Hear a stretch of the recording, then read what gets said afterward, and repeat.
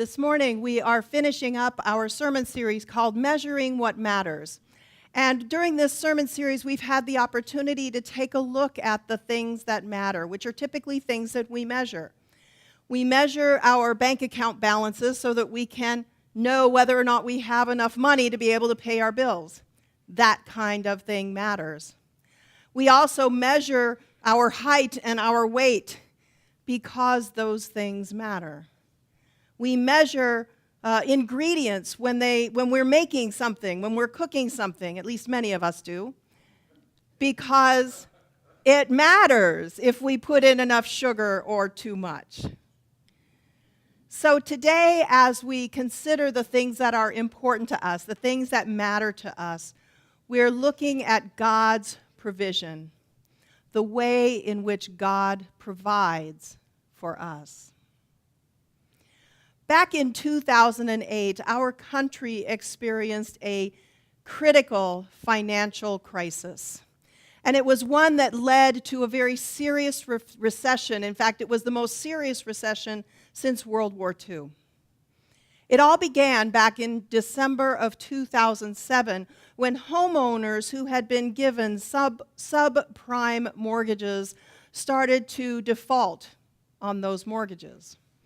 They weren't paying their bills, and ultimately what that resulted in was the entire financial system crashing down and exploding like a time bomb. I'm oversimplifying, obviously, but you kind of catch my drift.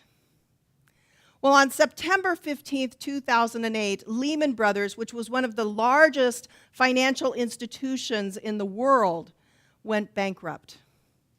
And over the next few months, we watched as the stock market plummeted and as our bank account balances and investment balances started to decline.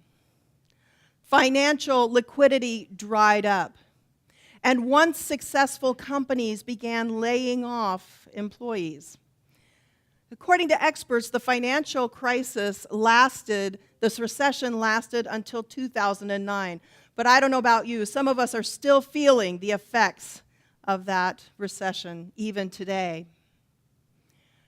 Back when the financial crisis hit, I was working for a city government here in the Phoenix area. Now, I had a good job, and I was making good money. Our daughter was still in college, and so we were helping her, and I was about to start seminary. Because my job was a good one and I was making good money, I really wasn't that concerned when the financial crisis hit. After all, working for a public entity was considered to be pretty stable. It was pretty safe. Seldom did you hear about public sector employers laying off their employees. It was really a very stable environment. Well, then, we also got the memo that financial crisis had started to hit the public sector government entities. And my employer was one of those that was going to get hit hard. Well, in that memo, we learned that not only was that city going to start laying off employees, and these were long-term employees that were being laid off, but cost of living adjustments were frozen indefinitely. Salary increases based on performance also were frozen indefinitely. And as if that wasn't bad enough, every employee in the organization was going to have to take a 2% pay cut, which for me at the time was a substantial amount of money. And as if that was not worse, because I was close to retirement, that pay cut was also going to affect my long-term retirement income, because for my public sector organization, retirement income was based upon your salary for the last 3 years, as well as your years of service and your age. So suddenly, this became a big deal for us. And as if that wasn't enough, every month we watched as our investments dropped. The condo that we had bought back at the height of the market lost nearly more than half of its value. And, even today, nearly 8 years after the crash, we still are feeling the pinch. Our investments still have not fully recovered, although they're a lot better than they were. And they certainly aren't anywhere near where they would have been had the crash not occurred. I bet all of you can relate to our experience, can't you? In fact, I bet some of you lost even more than we did. We were both fortunate. We still had jobs. We could still pay our bills. We still could put food on the table. We could even still support our daughter as she went into college. But a lot of people were not as fortunate as we were. According to CNN, in January of 2009, they reported that 2.6 million Americans lost their jobs during the recession, and some of these were executives, people that were not expecting this at all. And NBC News reported in April 2010 that 1.2 million families lost their homes. And many of those even became homeless. Financial experts estimated that household wealth fell $16.4 trillion from the spring of 2007 until the spring of 2009. And those were just the financial impacts. For many Americans, the psychological impact was even more critical. In 2009, a publication called Social Work Today reported that many Americans suffered increased anxiety, depression, and stress as a direct result of the 2008 recession. Go figure. More people reportedly took advantage of the counseling services that were offered by their companies, even if their companies were laying them off. And it wouldn't surprise me at all if there was an increase in sales of the medicines used to treat depression and anxiety during that period of time. Financial downturns. In fact, financial problems in general cause us to be anxious. They stress us out. They can even cause us to have great despair. Despair so bad that we might even be inclined to just give up. And that was the case for the widow of Zarephath before she met Elijah. Granted, she wasn't experiencing the final financial crisis of the decade, but she was living in a period of severe drought, which for folks in the ancient Near East was just as bad, if not worse. By the time the prophet Elijah met the widow of Zarephath, the northern kingdom of Israel had already been violating God's commands over and over again. King Ahab had married Jezebel, who was a pagan woman who worshiped the pagan god Baal. She convinced her husband to build an altar to that pagan god and demanded that the Israelites worship at that altar. And they did. Naturally, that didn't go over very well with God. So God caused a drought to settle over the land, including that town called Zarephath. Then Elijah, who was sent by God, called Ahab out about all of the bad things that he was doing, about turning his back on God, and he told Ahab that God's punishment would be upon him and upon the rest of the Israelites. Here's what Elijah said: "As surely as the Lord, the God of Israel lives, the God I serve, there will be no dew and no rain during the next few years until I give the word." Well, now that didn't go over very well with Ahab. And so naturally, he went after Elijah, and Elijah had to go into hiding. First, he hid at a place called Kerith Brook, where he was fed by ravens, and he drank from the brook. But when the brook dried out, God sent him to Zarephath, where he was to look for a widow who would take care of him. Well, when Elijah arrived at the widow's gate, he asked her for a drink. And as she was getting him some water, he said to her, "Oh, by the way, a little something to eat would be nice too." And that's when she let him have it. Very politely, of course. She said to him, "I swear by the Lord your God, I don't have a single piece of bread in the house. I only have a handful of flour left in the jar and a little cooking oil in the bottom of the jug. I was just gathering sticks to make our last meal, and then my son and I will die." Wow. Can you even imagine getting to that point in your life where all you have left is your last meal? And what was bad enough was that she hadn't only resigned herself, that she herself was going to die, but she had also resigned herself to the fact that her child was going to die as well.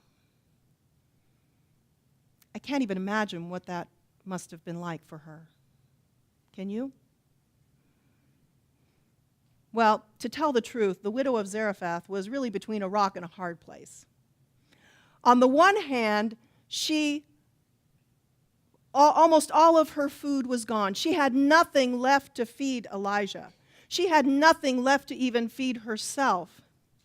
And on the other hand, she lived in a culture that required that she provide hospitality.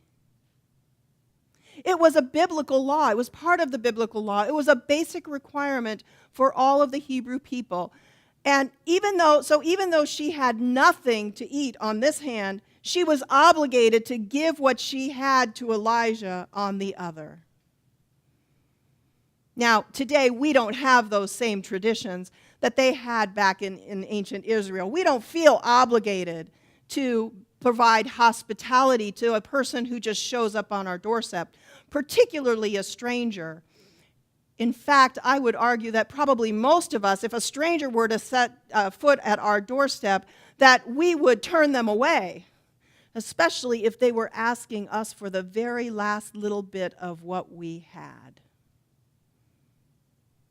And we would do this because we are afraid of not having enough. Enough food, enough clothing, enough water, even enough money to take care of ourselves and our families. And when we're afraid, we tend to worry about whether or not we can even take care of ourselves. And when we worry, we tend to make excuses for why we can't give to those who need it as well. Now, I'll be the first to admit that our incomes are certainly not what they used to be. Our savings accounts aren't as big as they used to be. Our retirement funds are not as large as they used to be. And yes, many of us are living on fixed incomes. But if we remain true to our faith, and if we remain true to what we hear in the Scriptures, even in the most difficult times, we have nothing to worry about because God will provide.